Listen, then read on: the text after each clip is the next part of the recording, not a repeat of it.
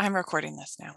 Okay, so yes, this video will also be available online afterwards, and I will send out the slides to folks, so that'll be helpful. All right, so as I mentioned, we're talking about CYFAR specific logic models, but before I wanted to make sure that we talked about the PDTA Center just because I knew some folks would be coming to the webinar who might not know who we are and what we do. So this is our team. Dr. Lynn Borden and Dr. Daniel Perkins are two co-principal investigators of the Professional Development and Technical Assistance Center. And then you have myself and Suzanne and a couple of other folks, as well as our wonderful group of coaches. And so if you are selected for CYFAR funding, or if you have CYFAR funding, you'll work with us and our coaches to learn a little bit more about running a CYFAR sustainable community project. And we also provide training and technical assistance and professional development throughout the year. And the goals of our center are just to support the success of the CYFAR initiative overall, build the capacity of grantees, and also to make sure that all community projects are high quality, have good implementation and evaluation, and use research-informed processes in their projects. So for CYFAR, the request for applications asks applicants to use the CYFAR Logic Model Builder to create their project logic model. And Logic Model Builder and CYFAR use a pretty unique format for logic models that might not be familiar to you, even if you've created logic models for projects in the past. So if you have a good foundation in logic models, it'll be pretty self-explanatory, but there are some different categories and topics that might not look exactly the way you expect a logic model to look, or like ones you have used in the past have looked. And in general, a logic model will assist you with planning, implementing, and evaluating your program. So that's the goal for creating a logic model for your sustainable community project. So just a little bit about Logic Model Builder, and I'm going to share my screen and show you where Logic Model Builder lives. It's part of CYFAR Suite, which is a set of tools that the PDTA Center developed and maintains for USDA NIFA and for CYFAR itself. These tools help folks as they apply for a grant, and then help those who are awarded a CYFAR grant in collecting data, thinking about sustainability, and guiding their program through their logic model, as well as doing annual reporting. And so within Logic Model Builder, there's an interactive guide that will walk you through setting up your logic model from start to finish. And I'll show you a little bit about that. And then the final result can be exported as a PDF, which you can attach to your CYFAR application. So it's a useful tool and one that we hope you find useful in creating your logic model, updating it, and sending it out. So I'm going to swap over and show you CYFAR Suite itself. So suite.cyfar.org is the main address of where you'll find CYFAR Suite. The first time you go there, you will need to click on register if you don't have an account. And just to give you an idea of what that form looks like, it's just going to ask for your email, first and last name. You can pick a password that needs to be at least 6 characters in length. Try to pick something pretty strong. And then it'll ask you your role or title. So this could be State 4-H Director, or you might be a Project Director, Evaluation Specialist. Pick something that fits your role right now. It's really meant for you. So we will always ask you if your grant is awarded what your title will be, but that's just to help us identify you and in the system. So once you've registered and created an account, you'll put in your email address and your password, and you can log in.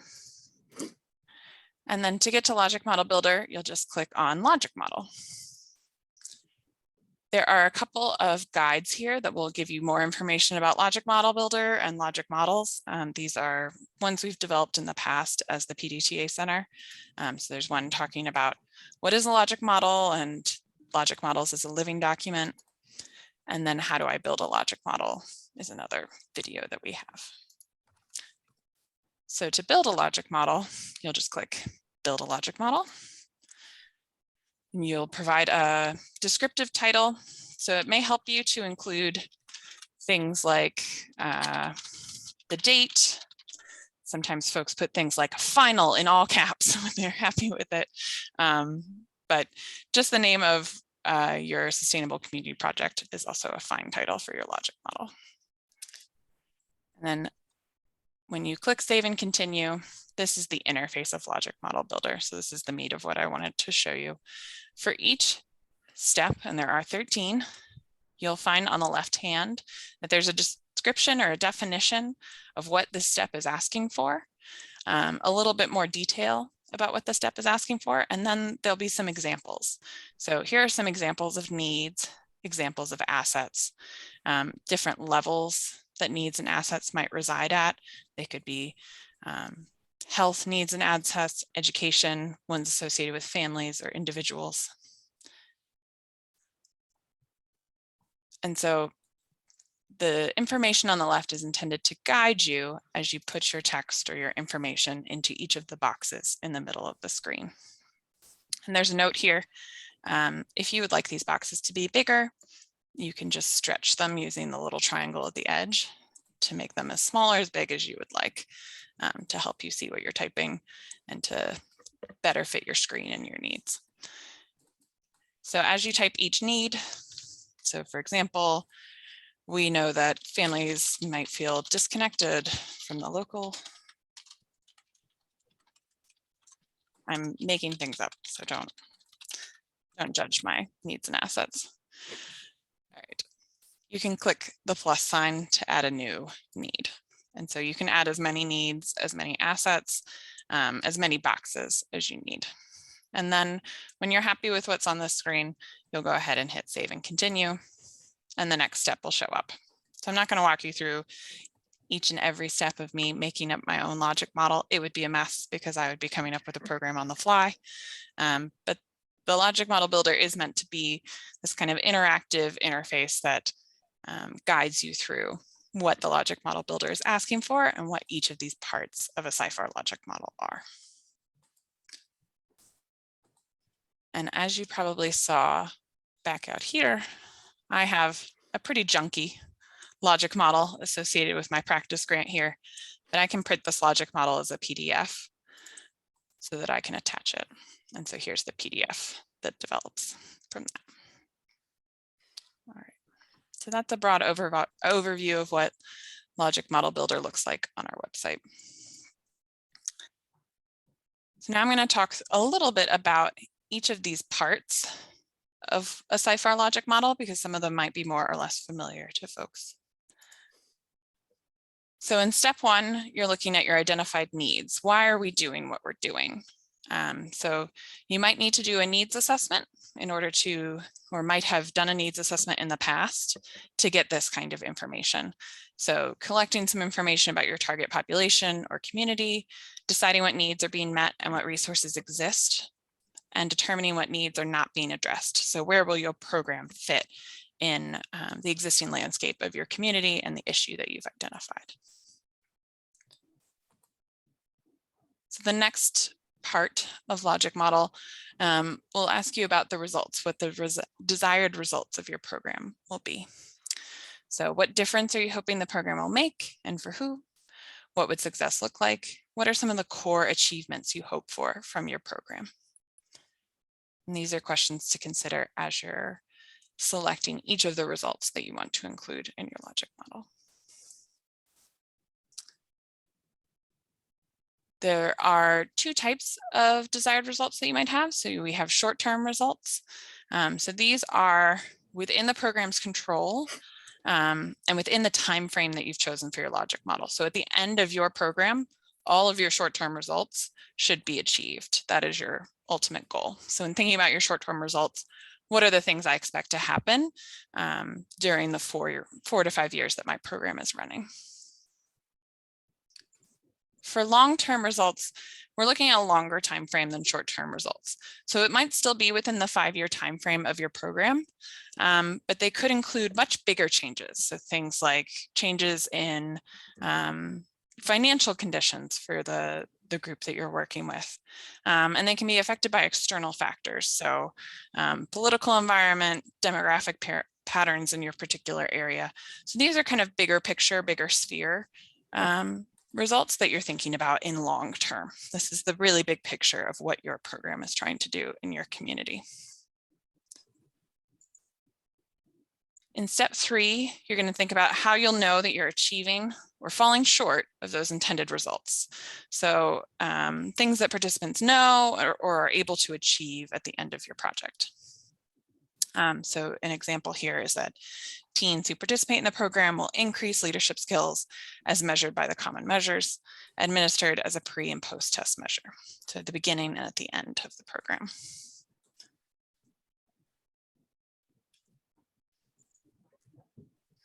For step 4, you're going to think about activities. So what are the things that you're doing to support program results?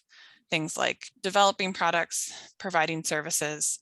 There might be some policy advocacy that you're engaging in as a project, or you might be building infrastructure, creating relationships, building capacity of different groups in the community or different individuals. So these are the things that you'll be doing in order to make sure that your intended results are achieved, that your indicators show that you've achieved those intended results. Resources, so the things you're putting into the program to support the activities, staff, and ultimately your results. So things like your staff, your consultants, folks that will be partnering with you and working with you on your project. Some financial resources, so if you have additional monetary resources that you'll be putting in, that's something that can be included in the resources column. Space, so for example, you might be able to use a community space, or you might be able to use space in a local preschool or church program. That can be included as a resource. Technology is one that often comes up in the CYFAR request for applications. So if you're going to be creating something like a newsletter, if there will be a forum or a discussion board, if you'll be texting participants, those can be things that can be resources under technology.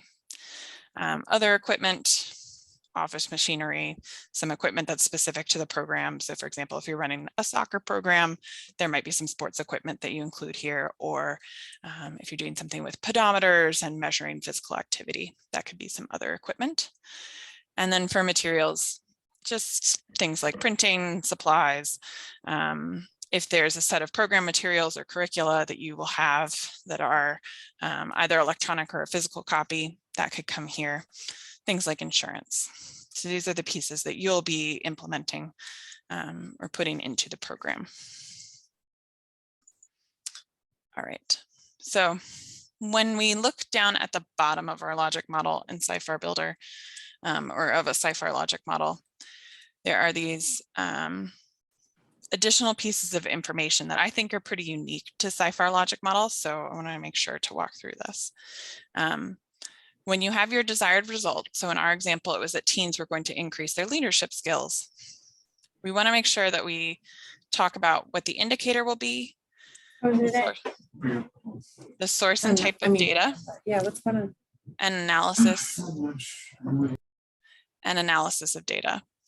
So we've got a couple of extra things that we need to detail about each of our desired results. This one shows an example with quantitative data analysis. So here, as was mentioned before, our indicator was one of the common measures, that this data will be collected at pre and post test, and it's a survey. And then the analysis. So we plan to do some paired t-tests to look at the statistical significance between pre and post test for all of our participants. So that's a pretty straightforward, simple analysis that we're going to be doing with a simple survey that we need to collect. You can also have, and many projects do, have qualitative data analysis. So here our example is that teens are going to increase their knowledge about civic engagement. We will, excuse me. Our indicator is a little bit more descriptive about the specific kinds of civic engagement knowledge that our teens are going to develop. They're going to complete photographic community mapping or video documentaries in order to get our source and type of data. So that's where we're getting this data from for our qualitative analysis. And then To do the analysis, we're going to do thematic content analysis of those maps or videos in order to see if we've achieved our desired result. So those are two examples of how you detail out the additional information that Logic Model Builder is looking for each of your desired results at the bottom of your logic model.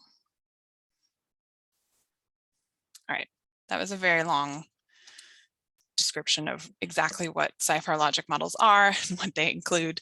As I said, Logic Model Builder has more information on that left-hand side to really guide you through each of those steps. So when you're building your logic model, we wanted to talk about a couple of best practices.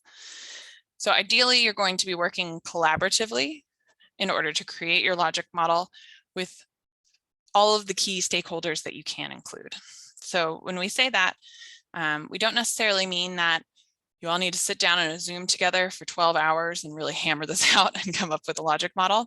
You might have a smaller group of project leaders, or just one or two of you, an evaluation person and the PI, who are going to sit down and develop a logic model and then receive input from other key stakeholders who are going to be a part of your project later on. As you're going through and creating your logic model, at each stage, make sure to check your logic. So does it follow that if I do these things, I will achieve this desired result? Does it make sense that these things will ultimately result in the change that I want to see in the community? Am I missing anything? Is there any additional activity or resource that would be necessary to get here? Have I fully described what I'm going to do in order to achieve my results? It can sometimes be helpful to have colleagues who haven't heard much about your program or have worked with you check through to see if everything that they would expect to be described is included in the logic model. If you're writing using CYFAR Logic Model Builder to create a CYFAR logic model, you want to keep in mind the required CYFAR common measures when you're thinking about your desired results and your indicators. So all CYFAR sustainable community projects are required to collect a set of survey data as part of their project contingent on receiving grant funding. And so you want to think about those common measures because they're data you have to collect anyway. And it can be helpful to save yourself a little bit of effort and expense in making sure that you've put the common measures in your logic model builder or in your logic model so that when you have to collect that data, it serves both the purpose of being required to do it and also your purpose of looking at your desired results and seeing the impact of your program. And the last thing I want to mention, logic models are a plan, but they can be modified if they need to be. So later on, when you're running your project, in the first year, you might find out that the preschool said that you could use their community space, but it turns out you cannot use their community space. You're going to have to find somebody else to partner with to find that. And so you might need to modify your logic model. Or a school district said they were really interested in a physical activity like soccer being included as part of the program. But then you find out that they actually ripped up their soccer field this summer, and you'll have to find a different activity that you can do or potentially partner with a different middle school. So those are all things that can be modified or changed in your logic model if things go a little bit awry, or as you're running your program, you find things are not as expected and you can make changes. So it's meant to be a living document, one that you update as your program is going. You don't want to update it because you realize that your program's not working as you expected it to work. But you do want to keep in mind any changes you've made to implementation, activities and resources so that you can make sure it reflects, logic model reflects what's happening in the field. And to go along with these best practices, we have some additional resources. So here's the link to Logic Model Builder again. There's a logic model workbook that might be helpful thinking through each of the components of a logic model. I really like the University of Wisconsin Extension logic model resources. They have some courses that are really helpful. They've got some templates and examples. I think they have a really rich set of resources on their website. There are other University Extension groups who have good logic model pieces. Ohio State, Iowa, Idaho, lots of folks have good resources for logic models. So if you know that your extension has something, that's a great resource. Definitely send it to us, let us know. Wisconsin's the one that tends to come up first when people are talking about things, but I know that other folks have good resources out there. I know University of Florida has a really good 2-pager guide that they developed that can also be useful. And then USDA NIFA does have some logic model resources overviewing the planning process. If you want to get some information straight from the funding source, it can be helpful to look at what they're saying to see what it is that they're expecting. And that is the end of me talking at you. So I wanted to make sure we left some time at the end to answer questions, whether they're technical or logistical questions about Logic Model Builder or specific questions about logic models and CYFAR logic models in particular.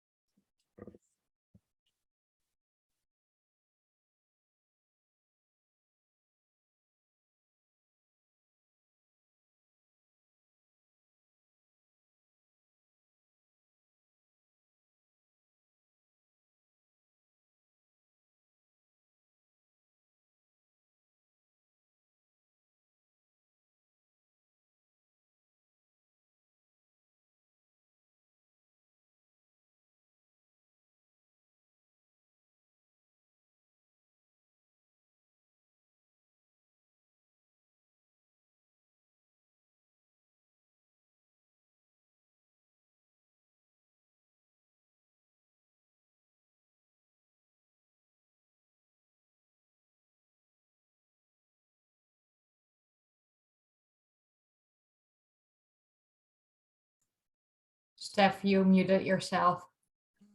Been chatting away over here. No one can hear me. Thank you, Suzanne. So I see in the chat, once a PI or evaluator creates a logic model on CYFAR Suite, are others on the team able to see it?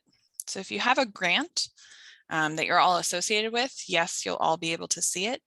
But Suzanne, correct me if I'm wrong, if you and I as separate users made logic models on there, we wouldn't be able to share the draft with one another. Correct. It would have to be via that PDF download button, and then going back in, and once your colleague has reviewed it and suggested changes, you would have to go back in and make those changes. Yeah. Mm-hmm. Yeah.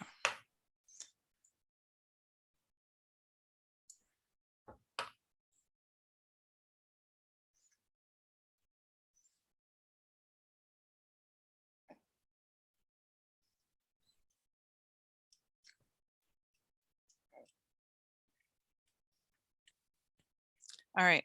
I think if folks have questions, Suzanne and I will sit here for a little bit. If you have something that you just wanted to ask one-on-one and not in front of the group. But otherwise, thank you all for coming. As I mentioned, this will be